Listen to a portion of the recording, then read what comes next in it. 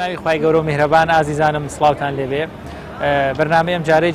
لە جێوارێکی زۆر مێژووی و پیرۆزی کوردستانین، ئەویش مزگەوتی گەورەی سلێمانی یاخود مزگەوتی کاک ئەحمەدی شێخە. بێگومان مزگەوتی گەورەی سلێمانی یاخود مزگەوتی کاک ئەحمەدی شێخ وەکو یەکێک لە کۆنترین و مێژوویترین و دێرینترین مزگەوتەکانی کوردستان و شاری سلێمانیە. بێگومان مزگەوتی کاک ئەحمەدی شێخ ئێستاکە لە سنتەری پارێزگای سلێمانیەوەتە لە سنتەری شاری ئێستای سلێمانیە. بێگومان ئەم شوێنە جوگرافیایەکەوە ئێستاکە مزگەوتی گەورەی سلێمانی لێ بنیادراوە، یاخود ئێستاکە لێیەتی لە کۆنی شاتا ڕادەیەکی زۆر بنکەی سەرەکی یاخود سنتەریەکی گرنگی شار بووە. وەک ئەزانین یەکێکی تر لەو شوێنە مێژویانەکە لە شاری سلێمانی هەمانە سەرای کۆنی سلێمانی یاخود سەرای سلێمانیە کە تا ڕادەیەک لە خۆرهەڵات و بە دیوی باشووریدا لە 1 کیلۆمەتری مزگەوتی گەورەی سلێمانیایە. وەروەها ئێستاکە مزگەوتی گەورەی سلێمانی تا ڕادەیەکی زۆر کەوێتە سنتەری بازاڕی ناو شاری سلێمانی. توانین بڵێن مزگەوتی گەورەی سلێمانی وەکو یەکێک لە مزگەوتە مێژوویەکانی کوردستان هەژمارەکرێت. ئەمە سەرڕایەوەی مزگەوتی گەورەی سلێمانی وەکو کۆنترین مزگەوتی شاری سلێمانی دانێت. بۆ هیوایین گوزەرێک بە مێژووی مزگەوتی گەورەی سلێمانی و پێک هاتەکەی و وەرەوە ئەو تایبەتمەندیانەی لە ناو مزگەوتی گەورەی سلێمانیە هەیە بکەین، هاوڕێمان بن بۆ ئومێدەی بتوانین ئاوڕێک لە مێژووی مزگەوتی گەورەی سلێمانیا و هەنێک دیمەنی پێکهاتەکانی وەروەها ئەو پاژماوە و ئەو شوێنە و مێژویانەکەەوە ماوەتەوە لە مزگەوتی گەورەی سلێمانی باس بکەین.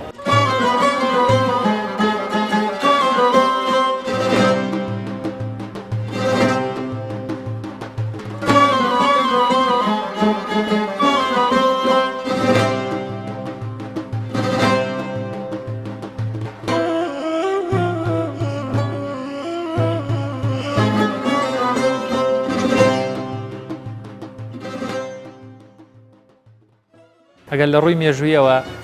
باس لە مزگەوتی گەورە بکەین یان باز لە مزگەوتی کاک ئەحمەدی شێخ بکەین کەوا ئەم مزگەوتە هەم بە مزگەوتی گەورەی سلێمانی هەم بە مزگەوتی کاک ئەحمەدی شێخیش ئەناسرێت لەو کتابە مێژوویانە یاخود لەو سەرچاوانە لەو گەڕیدانە کە باس لە مزگەوتیان کردووە لە شاری سلێمانی. بێگومان مزگەوتی گەورەی سلێمانی هاوسەردەمی بنیادنانی شاری سلێمانیە. خۆی یەکێک لە تایبەتمەندیەکانی شارێکەوە مسلمانانی تێدا دەژی. ئەوەیە هەمیشە لەگەڵ بنیادنانی شارەکەیە لەگەڵ ئاوادانکردنەوەی شوێنێکی جوگرافی یەکەمین شتێکەوە بنیاتی دەنێن مزگەوتە. بێگومان شاری سلێمانیش لە سەردەمی میرنشینی بابانە و بە تایبەتیش لە سەردەمی ئیبراهیم پاشای بابان لە ساڵانی 1984 کەوایتر شاری سلێمانی ئەبێتە وێزگەی دووهەمی یاخود دەبێتە پایتەختی نوێی ئەمارەتی ئەردەڵانی لە قەلاچۆلانەوە. ئێتە ئەم ناوچەیە ئێتە ئەم دەشتایی بناری چای گۆیژە یاخود ئەم شوێنە جوگرافیایی ئێستاکەی سلەیمانی.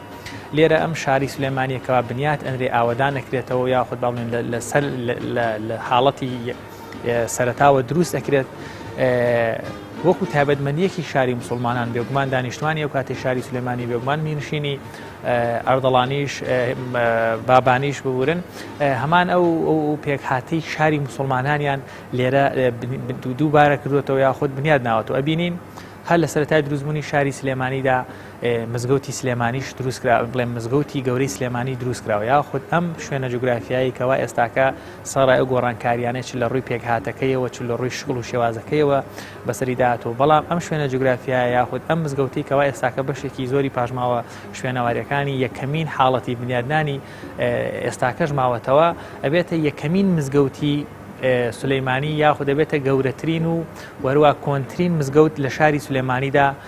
و مێژوەکەی گەڕێتەوە بۆ ساڵانی 1984 لەگەڵ بنیادنانی شاری سلەیمانی مزگەوتی گەورەی سلێمانیش بنیاد ئەنرێ و لەبەر گەورەی مزگەوتەکە و کۆنتری وەروەها ئەو کاتەکەوە شوێنی جوگرافیایەکەی تا ڕادەیەک جۆرێک لە جۆرەکان سنتەری شارە بێت. بازاڕەکان بە دەوری مزگەوتەکەیە بڵاو بنەوە، کاروانە بازرگانیەکان و خان و حەمامەکان لە نزیک مزگەوتە بوونیانە بێ. بۆیە مزگەوت یاخود مزگەوتی گەورەی سلێمانی لە مێژووی سلێمانی لە سەرەتای بنیادنانی شاری سلێمانیدا ڕۆڵ و پێگەیەکی زۆر گونجاو و وەروە دیاری دەبێت و لە یازال تاوەکو ئەمڕۆژ ئەزانین ئەم شوێنە مێژوویەی مزگەوتی گەورەی سلێمانی ئێستاکەش سنتەری شارە قەرەباڵخێکی زۆری لەسرە تەنانەت گەشتیاران کەوا ڕۆژێکی ژێیان بکەوێتە شاری سلێمانی پێیان خۆشە سەردانی لای مزگەوتی گەورەی سلێمانی بکەن یاخود بێن هەنێک دیمەن و هەنێک لەو مەزارگە و هەنێک لەو شوێنە مێژویانی کەوا ئێستاکەش لە مزگەوتە ماونەتەوە بیبینن ئەمە سەرڕای ئەوەی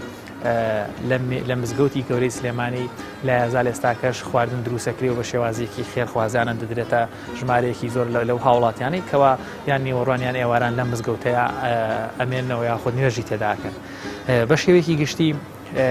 مزگەوتی گەورەی سلێمانی مزگەوتێکی مێژوویە ئەتوانین بڵێن مۆرکی یەکەمین مزگەوت لە شاری سلێمانی مۆرکی کۆنترین مزگەوت لە شاری سلێمانی مۆرکی یەکەمین مزگەوتێکەوە نوێژی جمعی تێدا دەکرێت ئەدرێتە پاڵ ئەم مزگەوتە ئەدرێتە پاڵ ئەم شوێنە مێژوویە وهروەها هەمیشە بافتی تاریخی هەر شارێک لە شوێنێکەوە دەست پێیەکە ئەتوانین بڵین شاری سلێمانیش لەگەڵ بنیادنانیدا کاتێکەوە ئەم شارە کە بنیات ئەمرێ بە دەوری مزگەوتی گەورەی سلێمانی یاخود مزگەوت ئەو کاتەی مزگەوتەکەیە بەرەبەرە شار بەرەو فراوانی ئەڕوات و وەروە تەواوی جادە ڕئیسیەکان لە مزگەوتەکانەوە دەچوون ئەمەش وەکو یەکێک لە تایبەتمەندی شارە موسڵمانەکان کە ئەمەش لە شاری سلێمانیا بەدی ئەکرێت و هەروە توانین بڵین مزگەوتەکان لە کۆنا زۆر گرنگیان پێدراوە وهروایان ڕۆڵی مزگەوت یەکێک بۆ لە گرنگترین ڕۆڵەکانی بۆیە هەر لەگەڵ بنیادنانی شارە یەکەمی شتێک بریان لێکردێتەوە بنیادنانی مزگەوت بووە.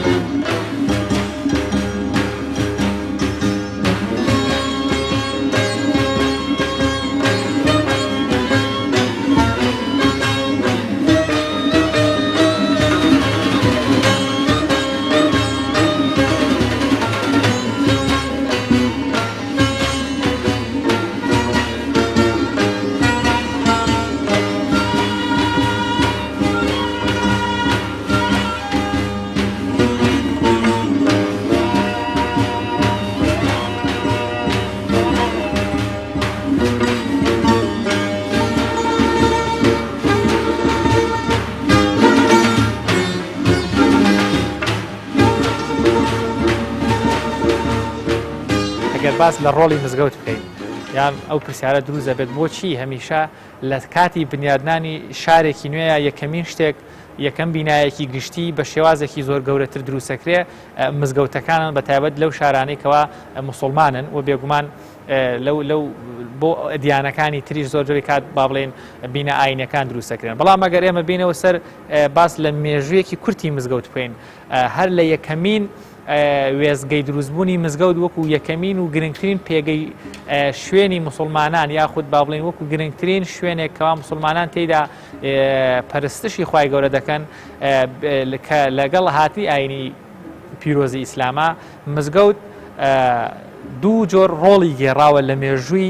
ژیانی مسلمانانە ڕۆڵی یەکەمیان شوێنی کۆبوونەوەی مسلمانان بووە وەکو وێزگەیەک بۆ عیبادەتکردن و بۆ پەرستشی خودای گەورە و هەروەها ڕۆڵی دووهەمیشی شوێنی قەراری سیاسی بۆ واتە کۆبوونەوە سیاسیەکان لە مزگەوت پێش دروستبوونی دارولئیمارە یاخود با بڵێن بینای سیاسیەکان دروستبوونی کۆشکی دەسەڵاتداری دەسەڵاتەکان لە مێژووی ئیسلامە مزگەوت هەم ڕۆڵی ئەو شوێنەی گێڕاوە کە شوێنێکی پیرۆز بە بۆ نوێشکردن و بۆ عیبادەتکردن و هەمی شوێنێک بۆ قەراری سیاسی دەسەڵاتداران لە دروستبوونی یەکەمین شارە مسلمانەکان و وەروە فراوانبوونی ئاینی پیرۆزی ئیسلام و لە دوا بە دوای شا مزگەوت دیسانەوە ڕۆڵی تا ڕادەیەک لە ڕووی سیاسیەوە کەم بوویەوە چکە دروستبوونی دارولئیمارە یاخود دروستبوونی سەرا و بینا حکومیەکان وای کرد ئیتر میر و دەسەڵاتدارە سیاسیەکان لە ناو مزگەوتا کۆ نەبنەوە کۆڕ و کۆبوونەوە سیاسیەکانیان بەرنە دەرەوەی مزگەوت ڕۆڵێکی تر بۆ مزگەوت دروست بوو ئەویش ڕۆڵێک کەوا زانایان دەیگێڕن یاخود مامۆستایانی ئاینی لە مزگەوتەکانە دەستیان کرد بە جۆری تەدریس و وانەوتنەوە و وەروەها ئەو فەقێ و خوێندکارانەی کەوا ئەهاتن لە مزگەوتەکانە بۆ ئەوی فێری زانست و زانیاری بین بۆیە توانین بڵین بە شێوەیەکی گشتی مزگەوتەکان لە کۆنا زانکۆ و جێگە فێرگە و خوێندنگەیەک بوون تەواوی چینە جیاوازەکانی کۆمەلگا لە مزگەوتەکانە فێری خوێندن و خوێندەواری بوون و بێگومان مزگەوتی گەورەی سلێمانیش هاوشێوەی تەواوی مزگەوتەکانی تری جیهان لە یەکەمین وێزگەی دروستبوونیەوە هەتاوەکو ئەمڕۆژ لایەزال جێگەی خوێندن و فێرکردن و دەرزوەوتنەوە بووە بە کۆمەڵێکی زۆر فەقێ و کۆمەڵێکی زۆر خوێندکار و وەرەوە مامۆستایانی ئاینی زۆر بەناوبانگ لە مزگەوتە هەم پێش نوێژیان کردەوە هەم با بڵێن وتاریان یاوە وتاری جمعیان یاوە لە هەمان کاتیشا مامۆستا بوون لێرە فەقێ و دەرزیان وتێتەوە بە فەقێکان لەوە بەناوبانگترین نیشان دەتوانین بڵێن ئێساکە کە مامۆستا کاک ئەحمەدی شێخە یاخود کەسایەتی دیاری ئاینی ناوچەی سلێمانی و بەتایبەت شاری سلێمانی کە ئێستاکە مەزارگەکەشی هەر لە بەشێک لە مزگەوتی لە ناو پێکهاتەی مزگەوتی گەورەی سلێمانی یاخود مامۆستا شێخ مارفی نۆدێ وەکو یەکێکی تر لەو یەکەمین یاخود با بڵێن یەکەمین مامۆستای ئاینی کە بناغەی زانست و زانیاری و دروستکردنی ژێگە خوێندن و فەقێ لە مزگەوتەیە کەواویش ڕۆڵێکی گرنگی گێڕاوە بۆیە دەتوانین بەگشتی بڵێن مزگەوت ڕۆڵێکی گرنگی بینیوە لە ناو شارە موسڵمانەکانە یەکێک بووە لە گرنگترین شوێنە گشتیەکان کە جێگەی هەموو کەسی تێدا بووتەوە وەروە شوێنێک بۆ فێرکردنی زانست و زانیاری بۆ عیبادەتکردن وەروە بۆ چارەسەرکردنی هەتا کێشە کۆمەڵایەتیەکانیش ئەبینین ئێستاکەش سڕەڕای بوونی زۆرێک لە بیناسازی کەوا هاتوونەتە ناو کۆمەلگا وەکو هۆڵی بۆنە و کۆمەڵێکی زۆر لەو جۆرە لە بیناسازیانە ئێستاکەش لە هەنێک حاڵەتە هەتا کێشە کۆمەڵایەتەکانیش لە مزگەوتە چارەسەرەکرێن ئەمەش لەبەر پیرۆزی شوێنی مزگەوت پیرۆزی ئەو ئەرکەی کە بۆی دروستەکەیکەویش پەرستشی خدای گەورەیە بۆیە هەمیشە مزگەوتەکان بە باشترین کوالێتی دروست کراون بە باشترین مەوادی ڕۆژ دروست کراون گرنگیەکی زۆریان پێدراوە چونکە موڵکی هەمووانن لە کۆتاییشا مزگەوت بە ماڵی خوا ناسرێ بۆیە ئەبێ مرۆڤیش لە بەرامبەر خودای خۆیدا باشترین و چاکترین ئەرک و وەزیفە ئەنجام بدات.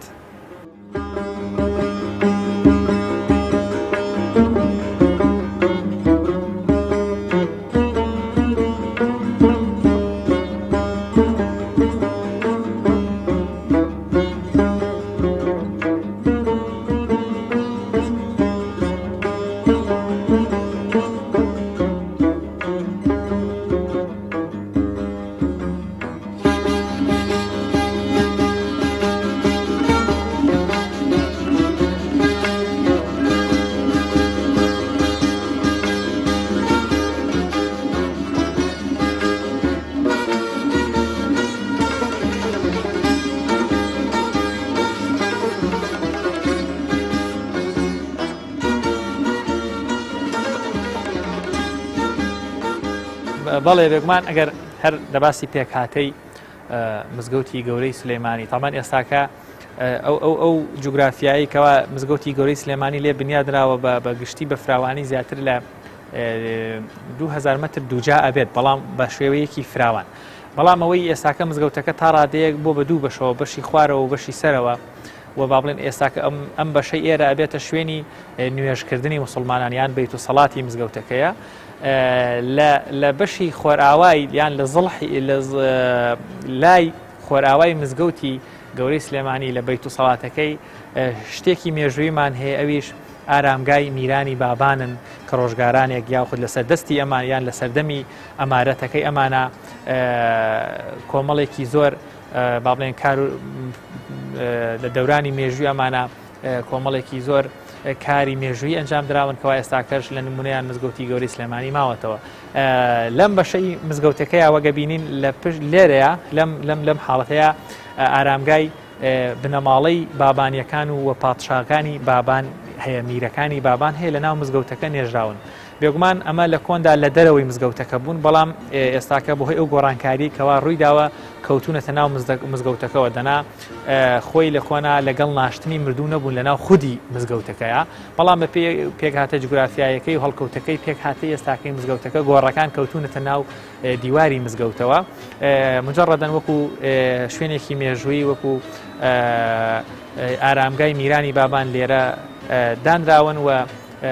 ئێستاکەش بۆ پارێزگاریکردنیان کەوتونەتە ناو دیواری مزگەوتەکەەوە هەرچانە لە کۆنا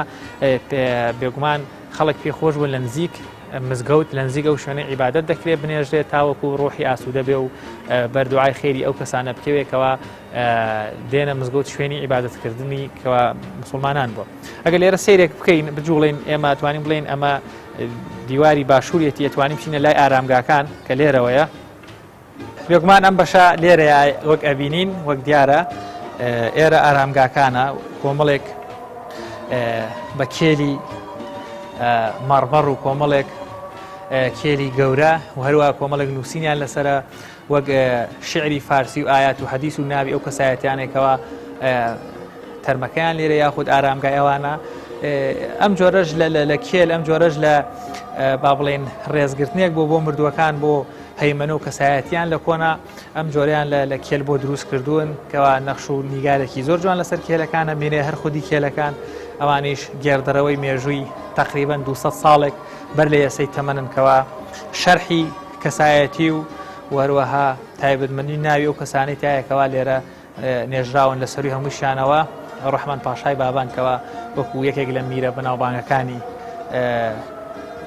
بنەماڵەی بابانیەکان ئارامگاکەی لە ناو مزگەوتی گەورەی سلێمانیان نێژراوە.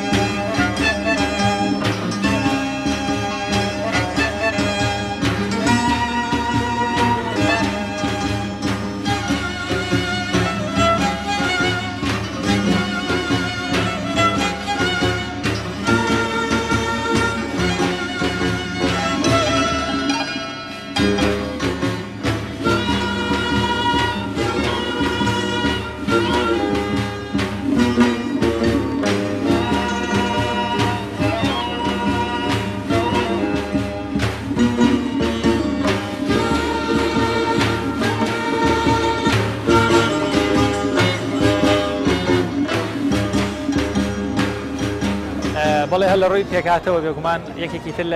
لە بەشەکانی مزگەوتی گەورەی سلێمانی ئەو منارەیەتی هەم وەکو لۆگۆیەک بۆ مزگەوت هەم وەکو لۆگۆیەک بۆ مزگەوتی گەورەی سلێمانیش بێگومان مزگەوتەکان لە کاتی دروستبوونیان سەرەتا منارەیان نەبوو یاخود ئەو شوێنە یاخود ئەو بیناسازیکەوە لە پشتمانەوە ئەبینرێت ئەمە منارەیەکەکەوا یەکێکە لە پاژماوە مێژوویەکان یان یەکێکە لە پێگاتە مێژوویەکانی مزگەوتی گەورەی سلێمانی دەگەڕنەوە یان بە پێسە چاوە مێژوویەکان دەڵێن سوڵتان عەبدولحەمید 34هەمین سوڵتانی عوسمانی بە فەرمانی ئەو لە ساڵانی 1815 ئەم منارەیە زیاد دەکرێت بۆ مزگەوتی گەورەی سلێمانی وە بێگومان ئەم منارانەش ئەبنە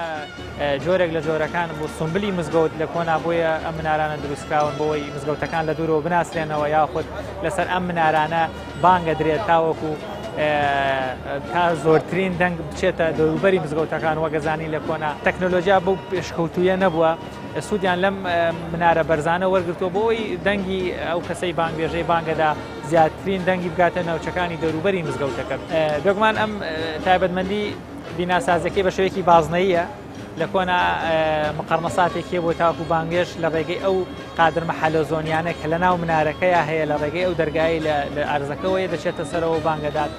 ئەمەش تابێتمەندێکی بیناسازی کۆنە منارەکان بە شێوەی بازنەی دروستکراون وەروەها چوونە ناوەی منارەکان لە ڕێگەی دەرەوە بووە بە ئەو تایبەتمەندی بیناسازیە لە منارەی مزگەوتی گەورەی سلێمانی شابەدیەگرێت. بە شێوەیەکی گشتی مێژووی منارەی مزگەوتی گەورەی سلێمانی بە بەراورد بە مێژووی بنیادنانی مزگەوتەکە تا ڕادەیەک تازەترە لەنێوان سوڵتان عەبدولحەمید 34هەمین سوڵتانی عوسمانی ئەم منارەیە بنیاد ئەندێ لە ساڵانی 1815 یاخود با بڵێن لە کۆتایی لە سەرەتاکانی سەدەی 19 زاینیە بۆ منارەیە دروستەکرێت بۆ مزگەوتی گەورەی سلێمانی. بێگومان لەبەر گرنگی و پێگەی ڕۆڵی مزگەوتی گەورەی سلێمانی لەو کاتەیە هەم وەکو مەدرسەیەک بوو هەم وەکو شوێنێکی مێژووی وای کردووەکەوە ئەم منارەیە بۆ ئەم مزگەوتەیە دروستکەن و بنیاد بنێن.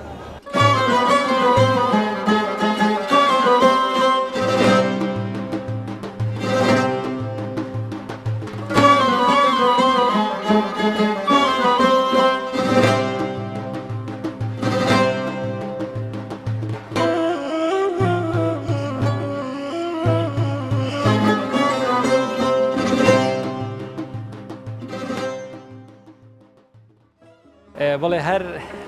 لە فراوانی پێک هاتی مزگەوتی گەورەی سلێمانی یاخود کاک ئەحمەدی شێخ دوای وتمان بۆ بە دوو بەشەوە شوێنی نوێژکردنی هەیەواتە بەیت سەڵاتەکە و پاشان لە تەنیشتیشا گۆڕی هەنێک لە ئارامگای هەنێک لە پیاوانی سەردەمی بابانیەکان و پادشا و مەلیکەکانی بابانی لێیە لەگەڵ ئەوەشدا منارەیەکی مێژووی کەوا ئەویش وەکو یەکێک لە شوێنە مێژووی یاخود یەکێک لە پێک هاتە دێرینەکانی مزگەوتەکە بە ئیزافەی ئەوە لە پشتی ئەمەشەوە دیسانەوە کۆمەڵێکی تر ئارامگا و کۆمەڵێکی تر گۆڕ هەن کەوا مێژووی ئەم گۆڕانش کۆنا و لە بەناوبانگترینیشان ئارامگای کاک ئەحمەدی شێخ و یەکێک لە پیاوە سیاسی دیارەکانی ئەم شارەکەویش مەلیک مەحموودە یاخود شێخ محمودی حەفید کەوا لەسەر وەسیەتی خۆی لە نزیک مزگەوتی گەورەکە ئێستاکە وتمان بۆی فراوانبوونی پێگاتێ مزگەوتەکەەوە ئارامگاکەی کەوتوتە ناو بەشێکی مزگەوتەکەەوە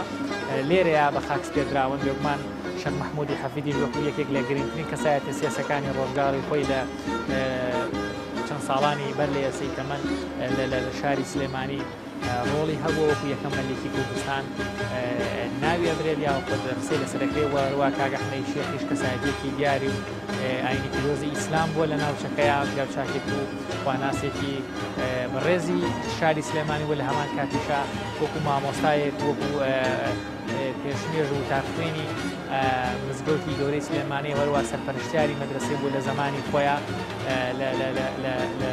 لە مزگەوتی گەورەی سلێمانیا بێگومان بە شێوەیەکی گشتی مزگەوتی گەورەی سلێمانی یاخود ئەو شوێنە مێژویانەی کەوا لێرە هەیە بە گۆڕستانی کاک ئەحمەدی شێخ و شێخ محمودی حەفید وەروە بنەماڵەی شێخانی حەفیدکەوا لە پشتەوە دەرەکەونکەوە لەگەڵ خانەوادەی هەریەکە لەو شێخە بەڕێزانەوە وهەروەها میرانی بابانیش بە شێوەیەکی گشتی وهەروەها توانین بڵین تەواوی ئەو پێک هاتیکەوا لە مزگەوتی گەورەی سلێمانیا هەیە هەمویان ئەبنە بەشێک لە مێژووی دێرینی ئەم شارەیاڵ خۆ دەبنە زنجیرەیەک لە تاڵتری مێژووی شاری مزگەوتی گەورەی شاری سلێمانی بۆیە ئێمە لێرە و لە ناو سنتەری پارێزگای سلێمانی و لە ناو مزگەوتی گەورەی سلێمانی وەکو یەکێک لە شوێنەوار و مزگەوتە دێرینەکانی کوردستان بەخوای گەورەتان دەسپێرین بەو هیوایان پرۆگرامی ئەم جارەی جێوار ئاشنای کردبن بە مزگەوتی گەورەی سلێمانی وەروە مێژوو سەردەمی بنیادنانی وەروە پێگاتە و پاژماوە شوێنەوارەکانی ئێستاکەی مزگەوتەکە بەمێدی وێن ئاوڕێی زیاتر لە تەواوی مزگەوتەکانی کوردستان و وەروە مزگەوتی گەورەی سلێمانیش بدێتەوە سپاس بۆ ئەو کەسانەش کەوا بە گروتینێکەوە لێرە خزمەت بە مزگەوتەکەکەن و بە شێوازێکی زۆر پاک و تەمیز هێشتیانەتەوە و لە ڕێی پاک و خاوێنیەوە و بەنابێ ئەوەش لە یادکەین مزگەوتی گەورە ڕۆژانە زەختێکی زۆری لەسرە لەگەڵ و هەوڵاتیا و گەشتیارانێکەوە بە کاتی دێنە ناو شاری سلێمانی دەڕۆن بە حکمی پێگە جوگرافیایەکەی مزگەوتی گەورەی سلێمانی لە وەسەتی بازاڕایە زەختێکی زۆری لەسرە بەڵام خۆشبەختانە ئەم شوێنە مێژوویە زۆر بە پاک و خاوێنی ڕاگیراوە بە هیوایەوەی تەواوی کوردستان بە پاک و خاوێنی ڕابگرێ و ماڵی هەمووان ئاوەدان بێت تا پرۆگرامێکی تر بەخواتان ئەسپێرین خواگەدارتان بێت.